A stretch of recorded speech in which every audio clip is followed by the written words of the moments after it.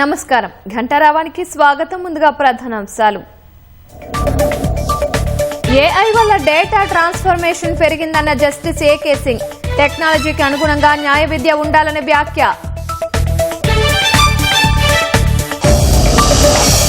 పేదల సొంతింటి కల నెరవేర్చడమే లక్ష్యమన్న పొంగులేటి. 2 విడతల్లో 8 లక్షల ఇళ్లు మంజూరు చేసినట్లు వెల్లడి.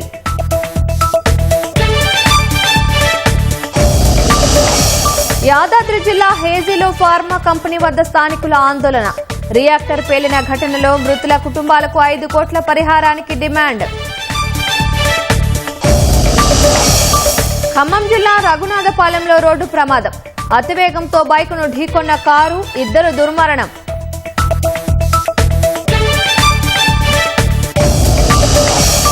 అమెరికా, కెనడా మధ్య విఫలమైన వాణిజ్య చర్చలు. 50% సుంకాలు విధించేందుకు ట్రంప్ సర్కార్ నిర్ణయం.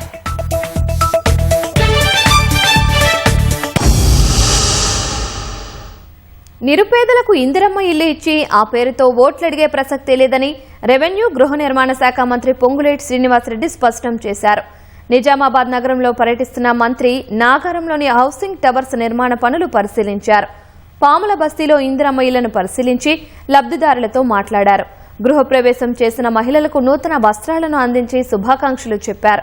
నిర్మాణ దశలో ఉన్న ఇళ్ల నిర్మాణాల్లో వేగం పెంచాలని అధికారులను ఆదేశించారు. రాష్ట్రంలో అర్హులైన వాళ్లందరికీ విడతల వారీగా ఇళ్లను నిర్మించి ఇస్తామని మంత్రి పునరుద్ఘాటించారు. నిజామాబాద్లో ఇందిరమ్మ ఇళ్ల లబ్దిదారులతో మంత్రి పొంగులేటి శ్రీనివాసరెడ్డి ముఖాముఖి కార్యక్రమంలో మాట్లాడుతున్నారు. ప్రత్యక్ష ప్రసారం ద్వారా చూద్దాం. తొడుక్కున్నావని అడగల, ఇల్లు ఇచ్చేటప్పుడు నా ఇందిరమ్మ పార్టీకి ఓటేసావా అని అడగల. నువ్వు పేదవాళ్ళు అయి ఉంటే చాలు, నీది ఏ కులమైనా పర్వాలేదు, నీది ఏ మతమైనా పర్వాలేదు, చిట్ట చివరికి నువ్వు కాంగ్రెస్ పార్టీ కాకపోయినా పర్వాలేదు, నీకు ఇల్లిచ్చి తీరుతామని మొదట విడత రాష్ట్ర వ్యాప్తంగా 4.5 లక్షల ఇళ్లు ఇచ్చాం. రెండో విడత 2.5 లక్షల ఇళ్లు రేపో మాపో మళ్లీ మీ గ్రామాల్లో ఇవ్వబోతున్నాం. 2 సార్లు ఇచ్చి మా దగ్గర డబ్బు లేదు అయిపోయిందని చెప్పాం.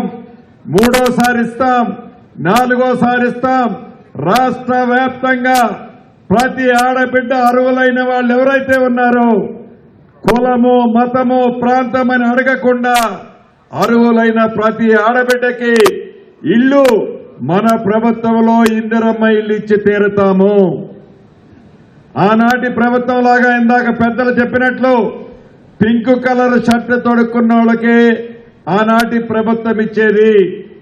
ఈనాడు అర్హులున్న వాళ్ళు పింక్ కలర్ తొడుక్కొని ఉన్నా వాళ్లకు కూడా ఇందిరమ్మ ఇల్లు ఇచ్చే పెద్ద మనసు ఈ ప్రభుత్వానికి ఉంది. అది ఇందిరమ్మ ప్రభుత్వం అంటే. అంతేకాదు, ఇందాక పెద్దలు సుదర్శన్ రెడ్డి గారు, స్థానిక శాసనసభ్యులు భూపతి రెడ్డి గారు, అదే రకంగా పిసిసి అధ్యక్షులు అడిగారు. హైదరాబాద్ లో భూమి లేని కారణంగా ప్రభుత్వ స్థలాల్లో మీరు మంచి ఇందిరమ్మ టవర్లు కట్టిస్తున్నారన్నా మా దగ్గర కూడా కట్టించి ఇవ్వాలి. హైదరాబాద్ కి తర్వాత పెద్ద పట్టణం మా నిజామాబాద్ కార్పొరేషన్ అని అడగటం జరిగింది. నిజమది, నిజం. ప్రత్యక్షంగా ఉదయం నేను వెళ్ళి చూశాను. అక్కడున్న పేదోళ్లు చెప్పిన మాటలు విన్నాను. తప్పకుండా రాబోయే 15-20 రోజుల్లోనే పైలట్ మోడల్లో ఈ నిజామాబాద్ ప్రాంతంలో కూడా ఇందిరమ్మ టవర్లు కట్టాలని నా అధికారులకు ఆదేశాలు ఇచ్చాను. కాబట్టి నిరుపేదలు ఎవరూ కూడా అభద్రతకు లోను కావద్దు. పేదవాడి కష్టం తెలిసిన ప్రభుత్వం మీరెన్నుకున్న ఈ ప్రజా ప్రభుత్వం. అంతేకాదు, ఇప్పుడు ఏవైతే ఆనాటి ప్రభుత్వం మొండి గోడలతో ఏదైతే సగమ కట్టి వదిలేసి కట్టిన కాంట్రాక్టులు డబ్బులు ఇవ్వకపోతే మన ప్రభుత్వం వచ్చిన తర్వాత ఇచ్చి యుద్ధ ప్రాతిపదిక మీద ఈ రోజు సుమారు 400 ఇళ్లు కాంగ్రెస్ పార్టీ కార్యకర్తలకు ఇవ్వాల. ఇదే వేదిక లాంటి వేదిక మీద డ్రా తీసి అర్హులైన వాళ్లకే ఈ ప్రభుత్వంలో ఇళ్లు ఇచ్చాం. మా పిసిసి అధ్యక్షులు వారు కారులో వచ్చేటప్పుడు అడుగుతున్నారు, ఆనాటి ప్రభుత్వంలో పింక్ కలర్ తొడుక్కున్న కార్యకర్తలకు ఇల్లు ఇచ్చారని మనోళ్లు కూడా అడుగుతున్నారన్నా వాళ్ళకి ఏదో రకంగా ఇయ్యాలి కదా అని అధ్యక్షుడిగా తన మాట నా దగ్గర చెప్పారు. అది కూడా నిజమే. కానీ సుదర్శన్ రెడ్డి గారు అన్నారు, మనకు పార్టీ కంటే కూడా పేదోళ్లు ముఖ్యం, పేదోళ్ల ఆత్మగౌరవాన్ని పార్టీలుగా మనం ఇద్దాము, మన పార్టీ పరంగా ఏ రకంగా వాళ్ళకి సాయం చేయాల్సి వస్తే ఇంకొక రకంగా చేద్దాము తప్ప ఇక్కడ అటువంటిది వద్దు మంత్రి గారు అని పెద్ద ఆయన చెప్పారు. అటు మహేష్ అన్న చెప్పేది నిజమే, ఇటు పెద్ద ఆయన చెప్పేది నిజమే. అయినా కూడా పార్టీ క్యాడర్ని ఎలా కాపాడాలో తప్పకుండా మహేష్ అన్న చెప్పినట్లు దాన్ని ఆలోచిస్తూనే పేదవాడి ఆత్మ గౌరవానికి చిహ్నంగా పారదర్శకంగా అర్హులైన పేదవాళ్లకే ఇల్లు ఇవ్వటం జరుగుద్ది. నా కాంగ్రెస్ కార్యకర్తలు అర్థం చేసుకుంటారని ఈ వేదిక ద్వారా వారందరినీ శిరస వంచి అభ్యర్థిస్తున్నాను. అంతేకాదు ఈరోజు ఈ నిజామాబాద్ జిల్లాకు సంబంధించిన అనేక ఎంఆర్ఓ ఆఫీసులు, ఆర్టీఓ ఆఫీసులు, సబ్ రిజిస్ట్రార్ ఆఫీసులు ఎప్పుడో మన తాతలు ముత్తాతల నాడు కట్టిన ఆఫీసులు కూలిపోయే స్థితిలో ఉన్నాయి.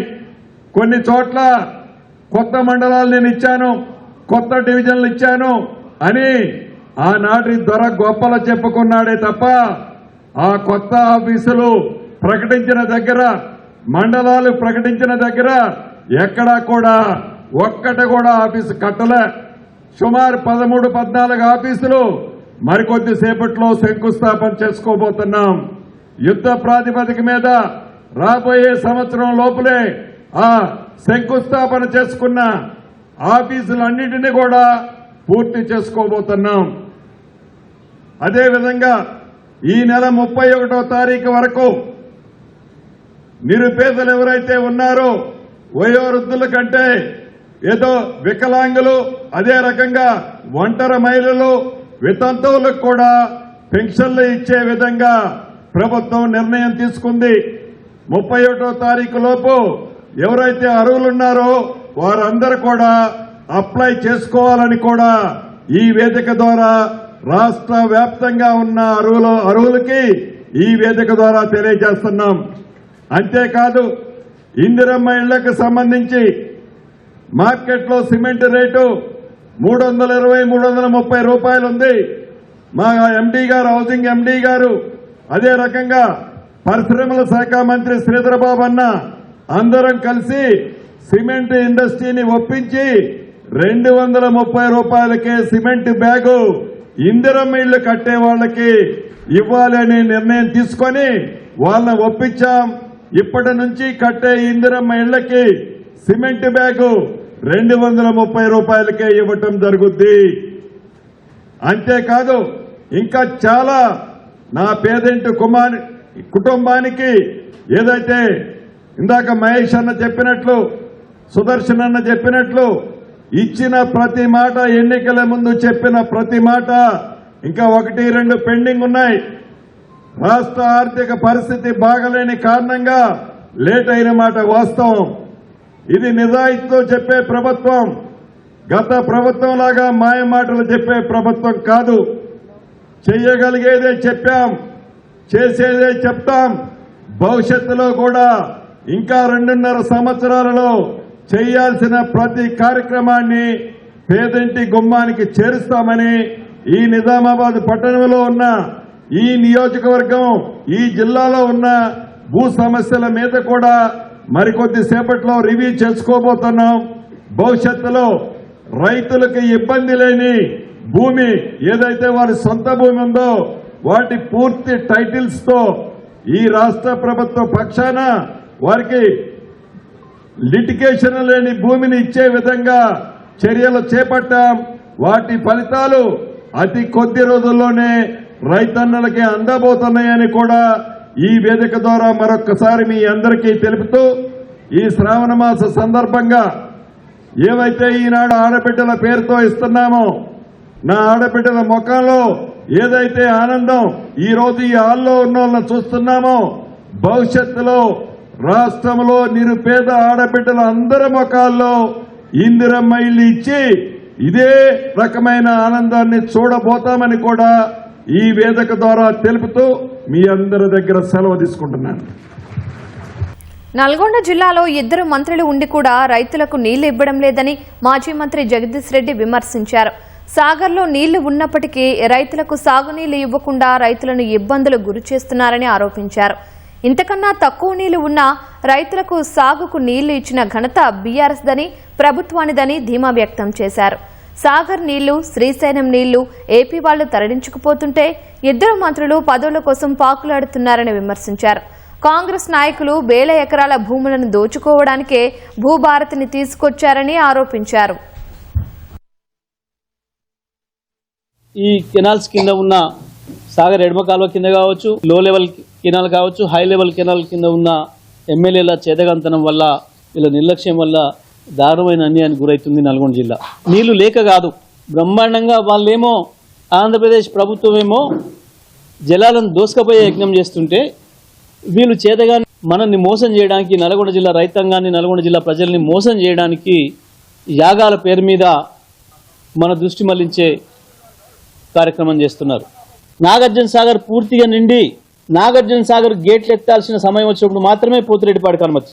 ఈ లెవెల్ కంటే కూడా తక్కువ ఉన్న నాడు కూడా మేము నీళ్ళు ఇచ్చినాం. కాంగ్రెస్ లో తలెత్తిన అంతర్గత విభేదాలు ముదిరి పాకాన పడడంతో ఒకరిద్దరు నాయకులపై వేటుపడే అవకాశం ఉన్నట్లు పార్టీ వర్గాలు అంచనా వేస్తున్నాయి. మంత్రి కొండా సురేఖ కుమార్తె కొండా సుస్మితా పటేల్ సీఎం రేవంత్ రెడ్డిని కేంద్రంగా చేసుకుని చేసిన వ్యాఖ్యలు కాంగ్రెస్ పార్టీలో తీవ్ర దుమారం రేపుతున్నాయి. ఆమె వ్యాఖ్యలను పీసీసీ, ఏఐసీసీ తీవ్రంగా పరిగణిస్తున్నాయి. ఇప్పటికే కొండా సురేఖకు షోకాజ్ నోటీసు ఇచ్చి వివరణ కోరిన పీసీసీ క్రమశిక్షణ కమిటీ ఈ వ్యవహారాన్ని మరోసారి పరిశీలించే అవకాశం ఉందన్న చర్చ జరుగుతోంది. కాంగ్రెస్ లో కొంతకాలంగా కొనసాగుతున్న అంతర్గత విభేదాలు తాజాగా మరోసారి తెరపై కూర్చాయి. ముఖ్యంగా పార్టీ నేతలు బహిరంగంగా ఒకరిపై ఒకరు విమర్శలు చేసుకోవడం రాష్ట్ర నాయకత్వానికి తలనొప్పిగా మారింది. ఇటీవల మునుగోడు ఎమ్మెల్యే కోమటిరెడ్డి రాజగోపాల్ రెడ్డి, ప్రణాళికా సంఘం ఉపాధ్యక్షుడు చిన్నారెడ్డి, మంత్రి కొండా సురేఖకు సంబంధించిన వివాదాలు పార్టీ అంతర్గత వ్యవహారాలపై బహిరంగ చర్చకు దారితీశాయి. అదేవిధంగా మంత్రి కొండా సురేఖ కుమార్తె కొండా సుస్మితా పటేల్ చేసిన వ్యాఖ్యలు తాజా వివాదానికి దారితీశాయి. పరకాల నియోజకవర్గ రాజకీయాల్ని కేంద్రంగా చేసుకుని సుస్మితా పటేల్ చేసిన వ్యాఖ్యలు కాంగ్రెస్ లో కలకలం రేపాయి. సీఎం రేవంత్ రెడ్డి పరకాల నియోజకవర్గం నుంచి మరోసారి రేవూరి ప్రకాష్ రెడ్డికే టికెట్ ఇస్తామని ప్రకటించడంపై ఆమె తీవ్ర అభ్యంతరం వ్యక్తం చేశారు. దీనికి తోడు ముఖ్యమంత్రిని ఉద్దేశించి ఘాటు వ్యాఖ్యలు చేయడంతో వివాదం మరింత ముదిరింది. ఇక్కడే కాంగ్రెస్ లో అసలు ప్రశ్న మొదలైంది. మంత్రి కొండా సురేఖ కుమార్తె సుస్మితా పటేల్ కు పార్టీ సభ్యత్వం ఉందా? పార్టీ పదవిలో ఉన్నారా? పార్టీ అధికారిక హోదాలో ఆమె ఈ వ్యాఖ్యలు చేశారా అని పార్టీ వర్గాల్లో ఇదే చర్చ జరుగుతోంది.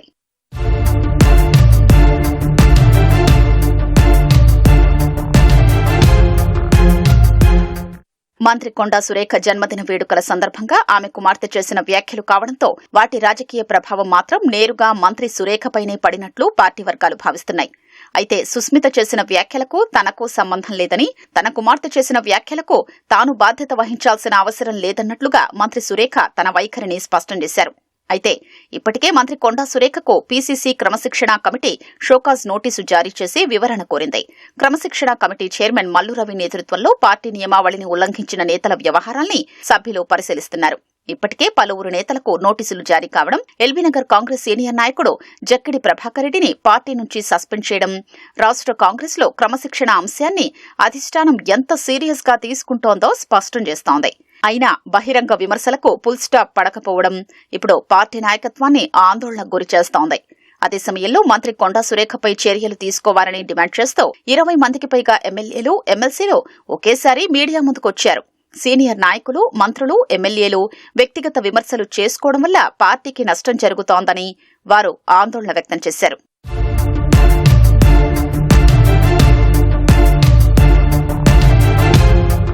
మరోవైపు కొండా సురేఖ వ్యవహారంపై రాష్ట్ర కాంగ్రెస్ నాయకత్వంతో పాటు ఏఐసీసీ కూడా తీవ్రంగా పరిగణించినట్లు పార్టీ వర్గాలు చెబుతున్నాయి. సుస్మితా పటేల్ చేసిన వ్యాఖ్యల్ని హిందీ, ఇంగ్లీషు భాషల్లోకి అనువదించి ఏఐసీసీకి పంపినట్లు విశ్వసనీయ వర్గాల సమాచారం. రాష్ట్ర కాంగ్రెస్ వ్యవహారాల ఇన్ఛార్జి మీనాక్షి నటరాజన్ కూడా రాష్ట్రంలో చోటు చేసుకుంటున్న పరిణామాలపై ఏఐసీసీకి నివేదిక ఇచ్చినట్లు పార్టీ వర్గాల్లో చర్చ జరుగుతోంది. సీఎం రేవంత్ రెడ్డి ఈ నెల 23న హైదరాబాద్ కు తిరిగి రానున్నందున ఆయన వచ్చిన తర్వాత రాష్ట్ర కాంగ్రెస్ లో కీలక సమావేశాలు జరిగే అవకాశం ఉందన్న చర్చ జరుగుతోంది. పీసీసీ అధ్యక్షుడు, ముఖ్యమంత్రి, సీనియర్ నాయకులు సమావేశమై ఇటీవల పార్టీ నేతలు వ్యవహరిస్తున్న తీరుపై చర్చించే అవకాశం ఉందని పార్టీ వర్గాలు చెప్తున్నాయి. పార్టీలో క్రమశిక్షణను కాపాడేందుకు ఇకపై ఎలాంటి చర్యలు తీసుకోవాలి, బహిరంగ విమర్శలకు ఎలా అడ్డుకట్ట వెయ్యాలి అనే అంశాలపై నిర్ణయం తీసుకునే అవకాశం ఉన్నట్లు తెలుస్తోంది. కొండా సురేఖ విషయంలో ఇది మొదటి వివాదం కాదన్నది పార్టీ అంతర్గత వర్గాల వాదన. గతంలో కూడా మంత్రి చేసిన కొన్ని వ్యాఖ్యలు రాజకీయంగా తీవ్ర వివాదాస్పదమయ్యాయని, ఇప్పుడు ఆమె కుమార్తె నేరుగా ముఖ్యమంత్రిని, మరోవైపు పరకాల సీనియర్ కాంగ్రెస్ నాయకుడు రేవూరి ప్రకాష్ రెడ్డిని ఉద్దేశించి చేసిన వ్యాఖ్యలు కొత్త రాజకీయ చర్చకు దారితీశాయి. దీంతో ఈసారి పార్టీ అధిష్టానం ఎలా స్పందిస్తుందన్నది ఆసక్తికరంగా మారింది. మేడిగడ్డ బ్యారేజీ 7వ బ్లాక్ నిర్మాణంలో కాంక్రీట్ నాణ్యత లోపించినట్లు తేలింది. ఈ బ్లాక్లోని 16 నుంచి 21వ పియర్ వరకు నాణ్యతా లోపాలున్నట్లు కేంద్ర జల విద్యుత్ పరిశోధన సంస్థ CWPRS నిర్వహించిన కాంక్రీట్ క్వాలిటీ పరీక్షల్లో నిర్ధారణ అయింది. 6 పియర్లలో నాణ్యత లేకపోవడం లేదా ప్రశ్నార్థకంగా ఉన్నట్లు పేర్కొంది. అన్నారంలో ఏ బ్లాక్లోని ఏ ఒక్క పియర్లోనూ సమస్య లేదని, నాణ్యత బాగుందని స్పష్టం చేసింది. సుందిళ్ల బ్యారేజీలో కూడా కాంక్రీట్ నాణ్యత బాగుందని, ఒక బ్లాక్లో 1% మాత్రమే సమస్య ఉందని పేర్కొంది. కాళేశ్వరం బ్యారేజీల పునరుద్ధరణలో భాగంగా ఇప్పటికే పలు పరీక్షలు జరుగుతున్నాయి. బ్యారేజీల కాంక్రీట్ స్ట్రక్చర్ నాణ్యత ఎలా ఉంది, డిజైన్ ప్రకారం వరద ప్రవాహం వెళ్తుందా లేక ఇంకేమైనా సమస్యలున్నాయా, వీటికి కాంక్రీట్ నాణ్యతకున్న సంబంధంపై అధ్యయనం జరిగింది. పుణేలోని central water and power research station non destructive testing పద్ధతిలో 2 పరీక్షలు నిర్వహించింది. Ultrasonic pulse velocity test, rebound hammer టెస్టుల ఆధారంగా బ్యారేజీల కాంక్రీట్ నాణ్యతపై చేసిన అధ్యయన నివేదికను CWPRS ప్రధాన శాస్త్రవేత్త MS Hanumanthappa Kaleshwaram chief engineer కు పంపారు. మేడిగడ్డ బ్యారేజీ 8 బ్లాక్లలో 68 స్పిల్వే గేట్లు, 17 అండర్ స్లూయిస్ గేట్లు కలిపి 85 రేడియల్ గేట్లున్నాయి. వీటికి సంబంధించిన అన్ని పియర్స్ పై అధ్యయనం జరిగింది.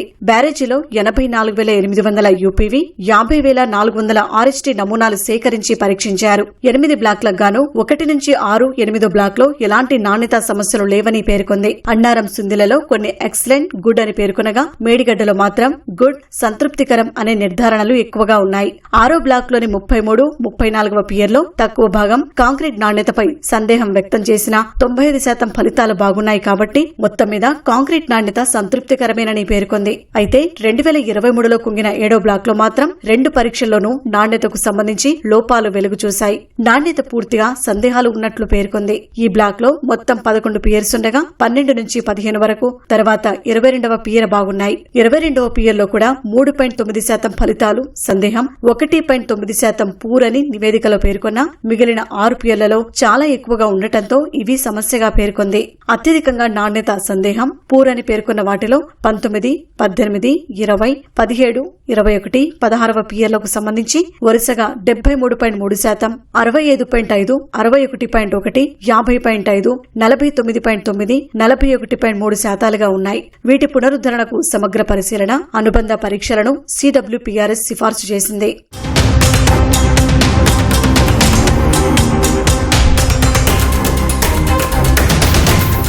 అన్నారం బ్యారేజీలో 100% ఎలాంటి నాణ్యతా సమస్యలు లేవని నివేదిక వెల్లడించింది. 50% ఫలితాలు ఎక్సలెంట్ గా తెలిపింది. మిగిలినవి గుడ్ అని పేర్కొంది. ఈ బ్యారేజీలో ఉన్న 72 పియర్స్ కు అధ్యయనం జరిగింది.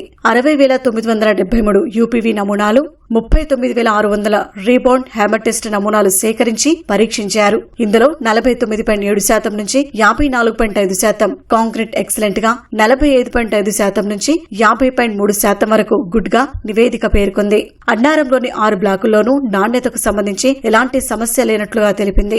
సుందెల బ్యారేజీలోని 7 బ్లాకుల్లోని అన్ని పియర్స్ కు పరీక్షలు నిర్వహించారు. 69,356 UPV, 41,103 RHT నమూనాలు సేకరించారు. ఇందులో 4వ బ్లాక్లోని 5 పియర్స్ లో మాత్రమే స్వల్ప సమస్యలున్నాయి. బ్లాక్ల వారీగా చూస్తే 4వ బ్లాక్ కన్సాలిడేటెడ్ నివేదిక ప్రకారం 1.1% సమస్య ఉంది. ఇందులో కూడా 42వ పియర్ దిగువ భాగంలో కుడివైపు కొద్దిగా సమస్య ఉందని, UPV ఫలితాలన్నింటిలో కాంక్రీట్ నాణ్యత చాలా బాగున్నట్లు రాగా, రీబౌండ్ హ్యామర్ టెస్టులలో ఓ బ్లాక్ లో కొన్ని నమూనాలో తేడా వచ్చినా బ్యారేజీ మొత్తం మీద చూసినప్పుడు కాంక్రీట్ నాణ్యత స్థిరంగా ఉన్నట్లు నివేదిక పేర్కొంది. సింగిల్ జడ్జి ఉత్తర్వులతో ఆగిన రాష్ట్ర బార్ కౌన్సిల్ ఎన్రోల్మెంట్ ప్రక్రియకు హైకోర్టు గ్రీన్ సిగ్నల్ ఇచ్చింది. సింగిల్ జడ్జి ఇచ్చిన ఉత్తర్వుల అమలును నిలిపివేస్తూ ఎన్రోల్మెంట్ కొనసాగింపునకు అనుమతించింది. రాష్ట్ర బార్ కౌన్సిల్ ఎన్నికలు పూర్తయినప్పటికీ న్యాయపరమైన వివాదాల వల్ల కమిటీ ఏర్పాటు కాకపోవడంతో తాత్కాలిక కమిటీ నమోదు ప్రక్రియను చేపట్టడాన్ని సవాల్ చేస్తూ మధ్యంతర ఉత్తర్వులు జారీ చేశారు. ఈ ఉత్తర్వులను సవాలు చేస్తూ న్యాయ విద్య పూర్తి చేసిన కాలువ భువన శ్రీజారెడ్డి అప్పీలు దాఖలు చేశారు. దీనిపై ప్రధాన న్యాయమూర్తి ధర్మాసనం విచారణ చేపట్టింది. పిటిషనర్ ఎన్రోల్మెంట్ దరఖాస్తు చేసుకున్నాక సింగిల్ జడ్జి మధ్యంతర ఉత్తర్వులు జారీ చేశారని పిటిషనర్ తరపు న్యాయవాది కోర్టుకు తెలిపారు. వాదనలను విన్న ధర్మాసనం న్యాయశాస్త్రంలో పట్టా పొందిన విద్యార్థులకు బార్ కౌన్సిల్లో ఎన్రోల్ అయ్యే హక్కు ఉందని, దీనికి ఎన్నికలతో ఎలాంటి సంబంధం లేదని పేర్కొంది. ఈ ఉత్తర్వులతో సోమవారం నుంచి బార్ కౌన్సిల్ ఎన్రోల్మెంట్ ప్రక్రియను ప్రారంభించనున్నట్లు ప్రకటించింది. కల్తీ మసాలాల తయారీకి సంబంధించి నమోదైన కేసు దర్యాప్తు వ్యవహారంలో మధ్యంతర ఉత్తర్వులు ఇవ్వడానికి హైకోర్టు నిరాకరించింది. కల్తీ మసాలాలు తయారు చేస్తున్నారంటూ పోలీసులు నమోదు చేసిన కేసును కొట్టివేయాలని కోరుతూ వికాస్ అగర్వాల్ తదితరులు హైకోర్టులో పిటిషన్ దాఖలు చేశారు. ఆహార కల్తీలపై కేసు నమోదు చేసే అధికారం పోలీసులకు ఉండదని పిటిషనర్ తరపు న్యాయవాది వాదించారు. సోదాలు నిర్వహించిన ప్రాంతంలో పిటిషనర్ లేడన్నారు. పోలీసు కస్టడీలో ఉన్న నిందితుడి వాంగ్మూలం ఆధారంగా కేసు నమోదు చేశారన్నారు. నగరంలో జోరుగా సాగుతున్న ఆహార కల్తీని అడ్డుకోవడానికి పోలీసులు దాడులు నిర్వహించి కేసులు నమోదు చేస్తున్నారని పబ్లిక్ ప్రాసిక్యూటర్ పల్లె నాగేశ్వరరావు కోర్టుకు తెలిపారు. ఇలాంటి వ్యక్తులతో కూడిన ముఠాలు తయారు చేస్తున్న కల్తీ ఆహార పదార్థాల గురించి తెలియక అందరూ వినియోగిస్తున్నారని వాదించారు. వాదనలను విన్న న్యాయమూర్తి మధ్యంతర ఉత్తర్వులు ఇవ్వడానికి నిరాకరిస్తూ పూర్తి వివరాలతో కౌంటరు దాఖలు చేయాలని పోలీసులను ఆదేశిస్తూ విచారణను వాయిదా వేశారు. పెద్దపల్లి జిల్లా రామగుండం ఎరువుల కర్మాగారంలో గ్యాస్ పైప్ లైన్ లీకేజీ కావడంతో యూరియా ఉత్పత్తికి ఆటంకం ఏర్పడింది. ఇటీవల ఎరువుల కర్మాగారంలో ఎలాంటి అవాంతరాలు లేకుండా ఉత్పత్తి కొనసాగుతోంది. 2 తెలుగు రాష్ట్రాలతో పాటు మరో 5 రాష్ట్రాలకు యూరియా సరఫరా చేస్తున్నారు. ఈ క్రమంలో ఒక్కసారిగా పైప్ లైన్ లీకేజీ కావడంతో అధికార వర్గాల ఆందోళనకు గురయ్యాయి. మళ్లీ తిరిగి ఎరువుల ఉత్పత్తి చేయాలంటే 10 రోజుల సమయం పట్టే అవకాశం ఉందని అధికారులు అంచనా వేస్తున్నారు.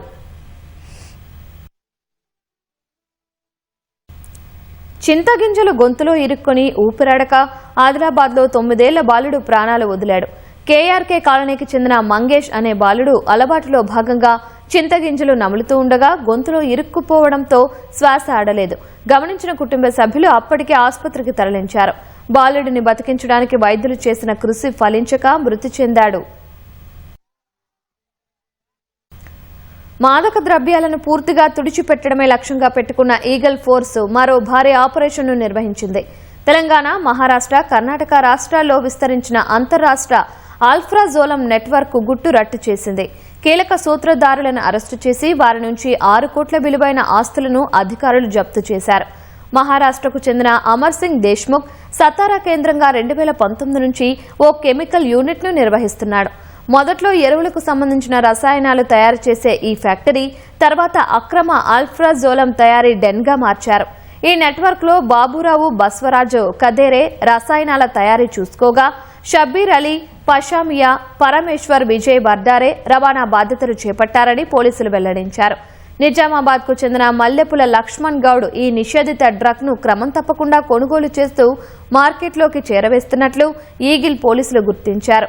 9 ఎకరాల వ్యవసాయ భూమి, 1370 చదరపు గజాల ఖాళీ స్థలాలు, ఒక కెమికల్ ఫ్యాక్టరీ, 4 కార్లు, 2 ద్విచక్ర వాహనాలను ఈగల్ పోలీసులు జప్తు చేశారు. ప్రభుత్వ ధర ప్రకారం ఈ ఆస్తుల విలువ 2.5 కోట్లు కాగా మార్కెట్ విలువ ప్రకారం 6 కోట్ల రూపాయలు ఉంటుందని పోలీసులు అంచనా వేశారు.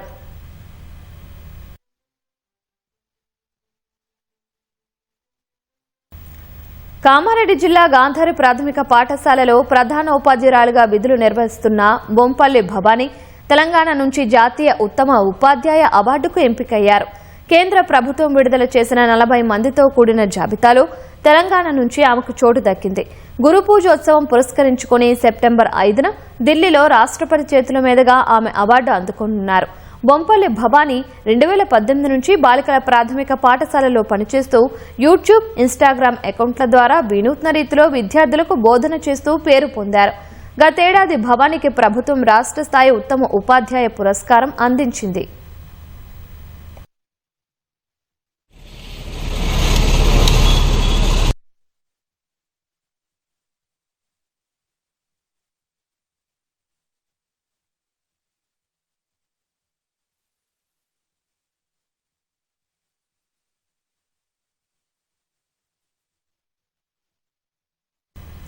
మరిన్ని రాష్ట్ర వార్తలు వేగంగా సంక్షిప్తంగా చూద్దాం.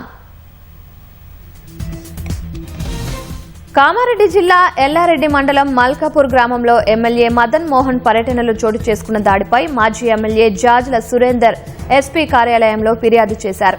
బీఆర్ఎస్ పార్టీ కార్యకర్తలు, గ్రామస్తులపై పోలీసులు, కాంగ్రెస్ కార్యకర్తలు దాడి చేసినట్లు ఆరోపించారు. ఎల్లారెడ్డి మండలం మల్కాపూర్ గ్రామంలో జరిగిన ఘటనను ప్రజాస్వామ్యవాదులందరూ ఖండించాలన్నారు. యాదాద్రి భువనగిరి జిల్లా ఆత్మకూరు పోలీస్ స్టేషన్లో కాంగ్రెస్ నేత మాలి శంకర్రెడ్డిపై లైంగిక వేధింపుల కేసు నమోదైంది.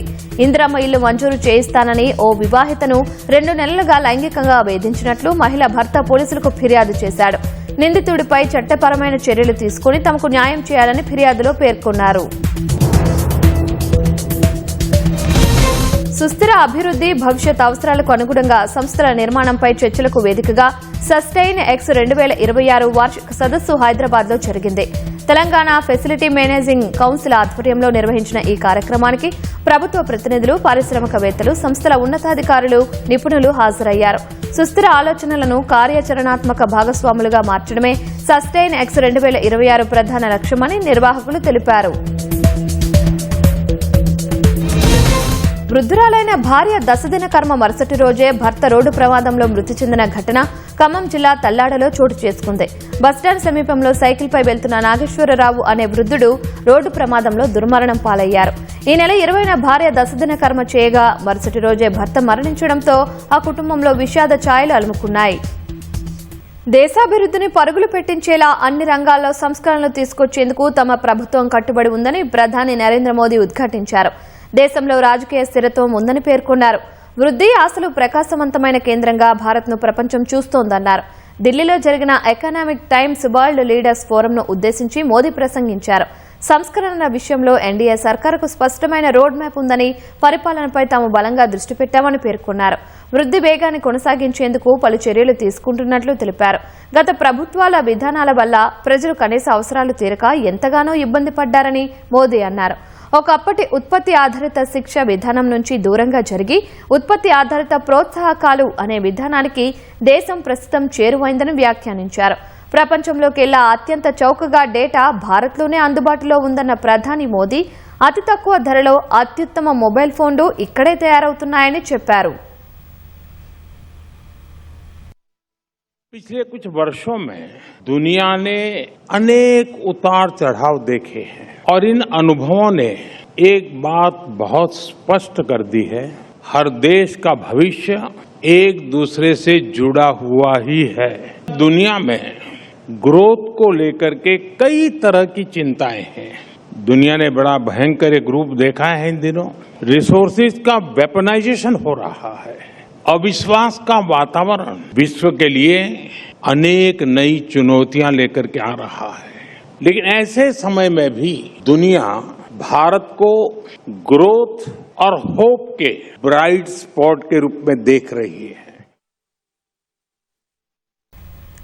దేశంలో చక్కెర ధరల పెరుగుదలకు సంబంధించి జరుగుతున్న ప్రచారాన్ని కేంద్ర ప్రభుత్వం ఖండించింది.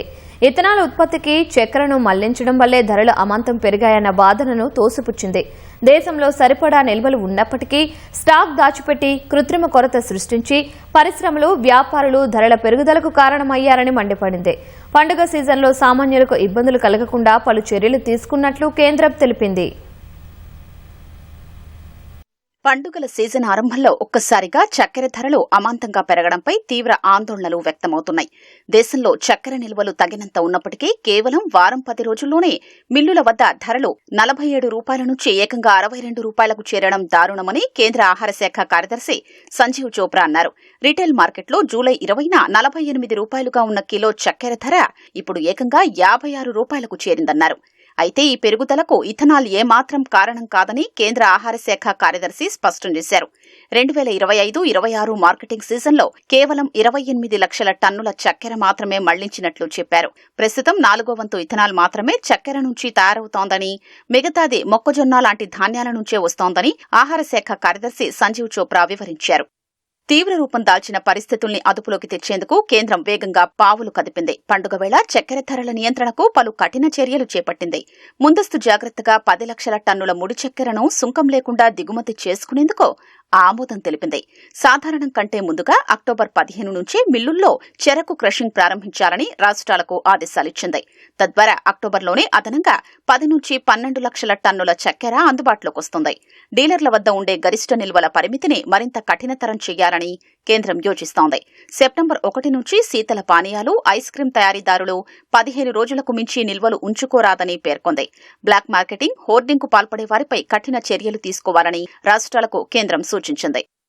దేశీయంగా ఏటా 280 నుంచి 285 లక్షల టన్నుల డిమాండుండగా వాతావరణ పరిస్థితుల వల్ల ఈసారి ఉత్పత్తి 306 లక్షల టన్నులుగా ఉంటుందని అంచనా వేస్తున్నారు. ఏదేమైనా సెప్టెంబర్ చివరి నాటికి 33 నుంచి 35 లక్షల టన్నుల క్లోజింగ్ స్టాక్ ఉంటుందని, అందువల్ల పండుగ సీజన్లో కొరత రాదని కేంద్రం భరోసా ఇస్తోంది. ప్రభుత్వ చర్యలతో రాబోయే రోజుల్లో చక్కెర ధరలు తగ్గే అవకాశం ఉందని భావిస్తున్నారు. కుల ఆధారిత రిజర్వేషన్లను వ్యతిరేకిస్తూ ఢిల్లీలోని జంతర్ మంతర్ వద్ద ఆందోళనకు దిగిన పలువురు నిరసనకారులను పోలీసులు అదుపులోకి తీసుకున్నారు. రిజర్వేషన్లను ఆర్థిక స్థితిగతుల ఆధారంగా అమలు చేయాలని డిమాండ్ చేస్తూ నిన్న రాత్రి విద్యార్థులు నిరసనకు దిగారు. పేదలకు రిజర్వేషన్లు ఇవ్వాలి, కులం ఆధారంగా కాదని నినదించారు. దశాబ్దాల క్రితం తీసుకొచ్చిన రిజర్వేషన్ వ్యవస్థను ప్రస్తుత సామాజిక ఆర్థిక పరిస్థితులకు అనుగుణంగా సమీక్షించాలని కోరారు. ఎస్సీ, ఎస్టీ, ఓబీసీ రిజర్వేషన్లలో క్రీమీ లేయర్ విధానాన్ని తీసుకురావాలని డిమాండ్ చేశారు. స్కాలర్షిప్, ఫీజుల రాయితీ, ఉచిత కోచింగ్ వంటి పథకాలను పేదలకు మాత్రమే వర్తింపచేయాలని డిమాండ్ చేశారు. ఎస్సీ, ఎస్టీ అట్రాసిటీ చట్ట ప్రయోజనాలు అట్టడుగు వర్గాలకు చేరడం లేదని, కొందరు వ్యక్తులు దీనిని దుర్వినియోగం చేస్తున్నారని ఆరోపించారు. ఈ అంశంపై ప్రభుత్వం తగిన చర్యలు తీసుకోవాలని కోరారు. ఈ నిరసన కోసం సోషల్ మీడియా ద్వారా పెద్ద ఎత్తున ప్రచారం నిర్వహించారు. ఇన్స్టాగ్రామ్లో 56 లక్షల మంది ఫాలోవర్లు ఉన్న రిజర్వేషన్ హటావో ఆందోళన్ అనే పేజీ ద్వారా జంతర్ మంతర్ వద్ద జరిగే నిరసనలో పాల్గొనాలని పిలుపునిచ్చారు. జంతర్ మంతర్ వద్ద నిరసనలు, ర్యాలీలు చేపట్టేందుకు తాము అనుమతి ఇవ్వలేదని ఢిల్లీ పోలీసులు తెలిపారు. శాంతి భద్రతల దృష్ట్యా రామ్లీలా మైదానంలో 500 మందితో శాంతియుత నిరసన తెలిపేందుకు అనుమతిచ్చామని వెల్లడించారు.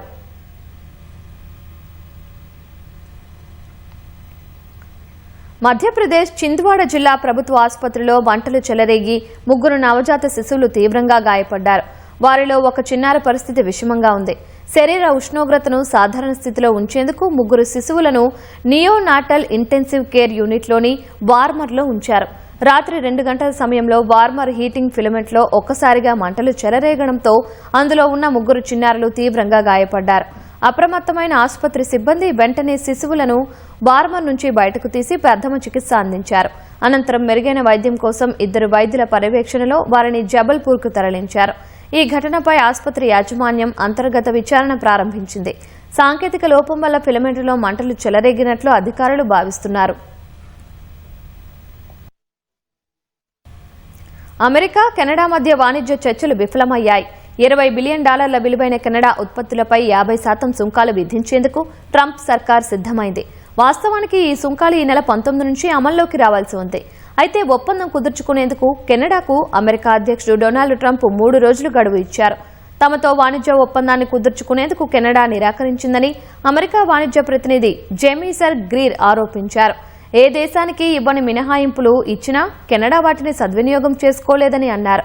చివరి నిమిషంలో వాణిజ్య ఒప్పందంలోని అంశాలను అమెరికా మార్చిందని కెనడా ప్రధాని మార్క్ కార్నీ తెలిపారు. తాము కూడా అదే స్థాయిలో ప్రతీకార టారిఫ్లు విధిస్తామని హెచ్చరించారు. అమెరికా సుంకాల బారి నుంచి తమ వ్యాపారస్తులు, కార్మికులను రక్షించుకుంటామని చెప్పారు. ఇందుకోసం ప్రభుత్వం తరపున అవసరమైన మద్దతిస్తామని వెల్లడించారు. గతేడాది ఇరు దేశాల మధ్య $880 బిలియన్ విలువైన వాణిజ్యం జరిగింది. అమెరికా విధించిన ఆర్థిక, వాణిజ్య ఆంక్షలకు ధీటుగా ఎదుర్కొంటామని ఇరాన్ పార్లమెంటు స్పీకర్ మహమ్మద్ ఘాలిబఫ్ అన్నారు.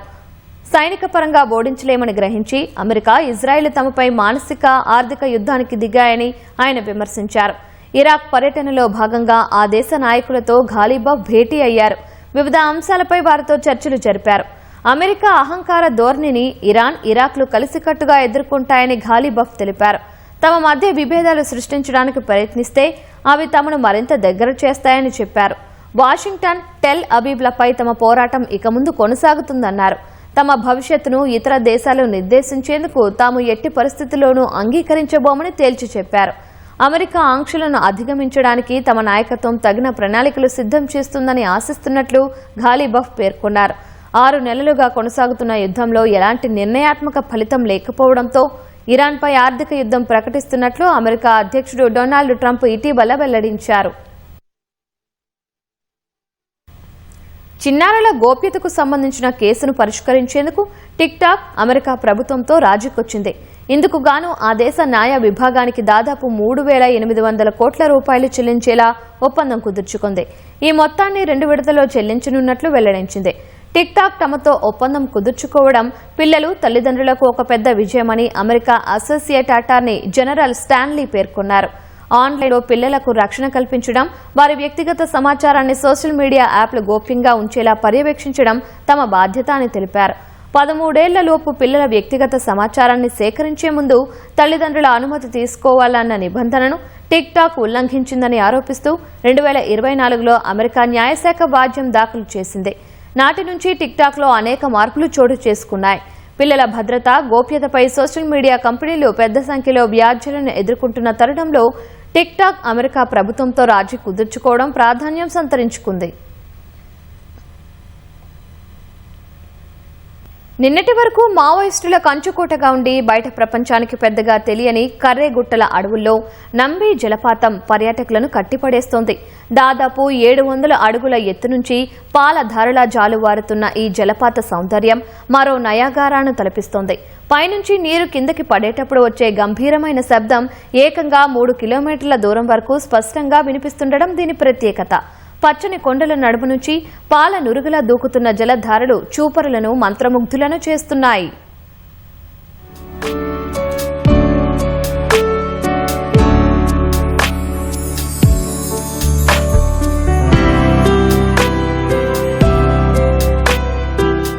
దశాబ్దాలుగా మావోయిస్టులకు కంచుకోటగా ఉన్న కర్రెగుట్టల ప్రాంతం ప్రకృతి అందాలతో కట్టిపడేస్తోంది. ఆపరేషన్ కగార్లో భాగంగా ఈ ప్రాంతాన్ని భద్రతా బలగాలు తమ ఆధీనంలోకి తీసుకోవడంతో ఇక్కడి ప్రకృతి సౌందర్యం బాహ్య ప్రపంచానికి మనోహరంగా దర్శనమిస్తోంది. ముఖ్యంగా ఇక్కడి నంబి జలపాతం ప్రకృతి ప్రేమికుల మనసు దోస్తోంది. బీజాపూర్ జిల్లా ఆవుపల్లి నుంచి దాదాపు 40 కిలోమీటర్ల దూరంలో నంబి జలపాతం ఉంది. భద్రాద్రి కొత్తగూడెం జిల్లా చర్ల మండలం నుంచి పూసుకుప్ప మీదుగా సుమారు 40 కిలోమీటర్ల రోడ్డు ప్రయాణం ద్వారా ఈ అద్భుత ప్రదేశానికి చేరుకోవచ్చు.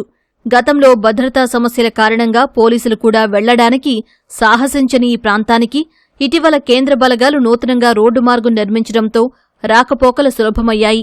తెలంగాణ, ఛత్తీస్గఢ్ రాష్ట్రాల నుంచి పెద్ద సంఖ్యలో పర్యాటకులు, ప్రకృతి ప్రేమికులు ఇక్కడికి పోటెత్తుతున్నారు. పర్యాటకుల తాకిడి పెరగడంతో స్థానిక నంబి గ్రామ యువతకు మంచి జీవనోపాధి లభిస్తోంది.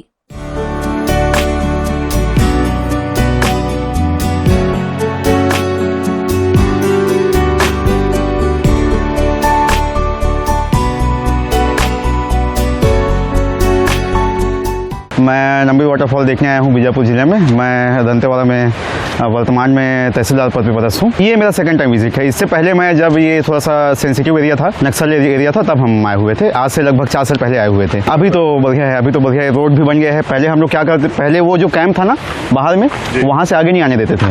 वहाँ से पैदल ट्रैक करके हम लोग जाते थे। यहाँ पे बस थोड़ा सा रोड बनाना चाहिए और थोड़ा सा कैंटीन वेंटीन है ना, एक होम स्टे टाइप का कुछ हो जाए तो ज़्यादा अच्छा है। నంబి జలపాతాన్ని చూసేందుకు వచ్చే పర్యాటకుల కోసం గ్రామాల్లో లభించే తాజా ఆకుకూరలు, కూరగాయలు, నాటుకోడి పులుసులతో ఘుమఘుమలాడే సంప్రదాయ వంటకాలను వండి పెడుతున్నారు. ప్రకృతి ఒడిలో రాత్రిపూట బస చేసే పర్యాటకులకు అన్ని ఏర్పాట్లు చేస్తున్నారు. పర్యాటకుల తాకిడితో తమకు మంచి ఉపాధి లభిస్తోందని స్థానికులు సంతోషం వ్యక్తం చేస్తున్నారు.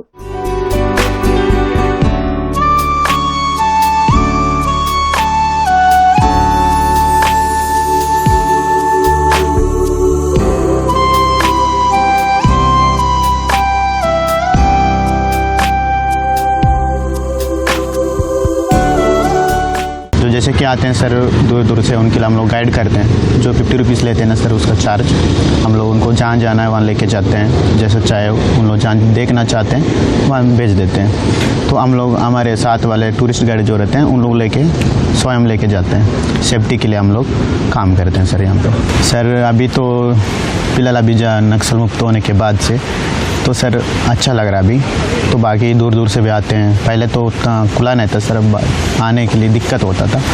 तो सर डेवलपमेंट भी अभी थोड़ा अच्छा है। छत्तीसगढ़ से आते हैं, महाराष्ट्र से आते हैं, तमिलनाडु हो गया सर आपका, ये आंध्र प्रदेश, तेलंगाना, वो सारे मध्य प्रदेश, सारे स्टेट से आते हैं। कैंपिंग वाले रहते हैं तो उनके लिए अब दिन के रहता है 1-2 बजे वेज रहता है, सादा खाना, दाल सब्जी, और उसके बाद शाम के डिनर के समय नॉन वेज, चिकन, देसी मुर्गा।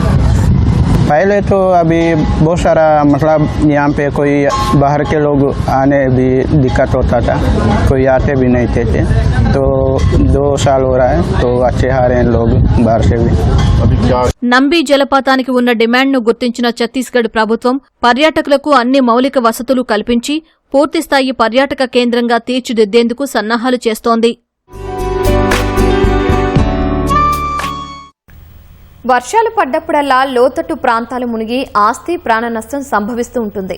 ఈ నేపథ్యంలోనే నష్ట నివారణకు ఐఐటి హైదరాబాద్ విద్యార్థులు ప్రజలందరికీ అందుబాటులో ఉండే విధంగా ఒక యాప్ను రూపొందించాలని భావించారు. స్నాప్ ఫ్లడ్ అనే పేరుతో ఒక అప్లికేషన్కు రూపకల్పన చేశారు. మరింత సమాచారం కోసం ఐఐటి హైదరాబాద్ ప్రొఫెసర్ సతీష్తో మా ప్రతినిధి ప్రశాంత్ ముఖాముఖి. వర్షాలు పడతాయి, వరదలు వస్తాయి, కానీ అది ఏ మోతాదో తెలియదు. దానివల్ల జరిగే నష్టం మేర ఏ మేర ఉంటుందనేది కూడా తెలియదు. దీన్ని దృష్టిలో ఉంచుకొని మనకి ఐఐటి హైదరాబాద్ ఇక్కడ ఒక నూతన యాప్ను అయితే ఆవిష్కరించడం జరిగింది. ఆ యాప్తో మనకి ఏ ప్రాంతంలో ఎంత మేర వర్షం పడింది, దానివల్ల వరద ప్రభావం ఎంత ఉంది, నష్ట ప్రభావం ఎంత జరగవచ్చు అనే అంశాలని బేరీజు వేసుకుంటూ ఆ పరిసర ప్రాంతాలతో పాటు అటువైపుగా వెళ్తున్న ప్రజలు ఎవరైతే వాళ్ళని అప్రమత్తం చేయడం కోసము ఈ యాప్ ఉపయోగపడుతుందని చెప్పేసి మనకి ఇక్కడ రూపకర్తలు చెప్తా ఉన్నారు. మొత్తంగా ఈ స్నాప్ ఫ్లడ్ అనే యాప్తో ఉపయోగాలంటే విషయాల్ని మనతో మాట్లాడడానికి, మనతో పంచుకోవడానికి ఇక్కడ ఐఐటి ప్రొఫెసర్ రేగొండ సతీష్ ఉన్నారు. ముఖ్యంగా ఇప్పుడు మీరు వరదల్ని, వాటి ప్రవాహాన్ని తెలుసుకోవడానికి, ప్రజల్ని అప్రమత్తం చేయడానికి స్నాప్ ఫ్లడ్ అనే యాప్ తీసుకొచ్చారు. దానివల్ల అసలు ప్రజలకు లాభాలు ఏంటంటారు?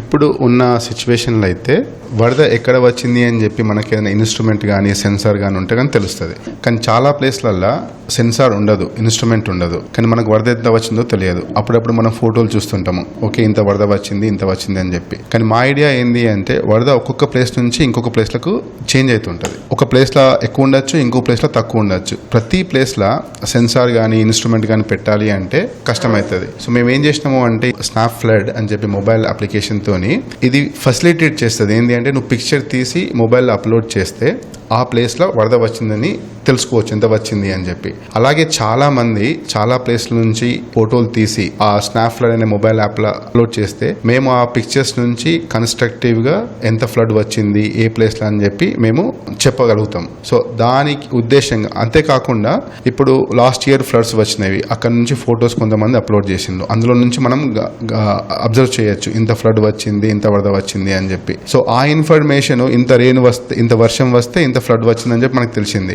మరి ఇదే సంవత్సరము మళ్ళీ అంతే వాన వస్తే అంతే వరద వస్తుందా రాదా అది చూడొచ్చు. మళ్ళీ అలాగే చాలా మంది అప్లోడ్ చేస్తే పిక్చర్స్ ఒక ప్లేస్ నుంచి మనకు క్లియర్గా వస్తుంది ఇన్ఫర్మేషన్. ఓకే ఈ ఏరియాలో ఎంత వరద వచ్చింది, దాని నుంచి మనము నష్టం కూడా ఎంత వచ్చింది అని కూడా ఇంకొంచెం ఎక్కువ ఖచ్చితత్వంతో అనాలిసిస్ చేసుకోవచ్చు. సో ఇప్పుడున్న ప్రకారం అయితే ఇప్పుడు నేను ఆ సంగారెడ్డిలో ఒక ఫోటో అప్లోడ్ చేసిండు, వేరే వాళ్ళు కందిలో అప్లోడ్ చేసిండు.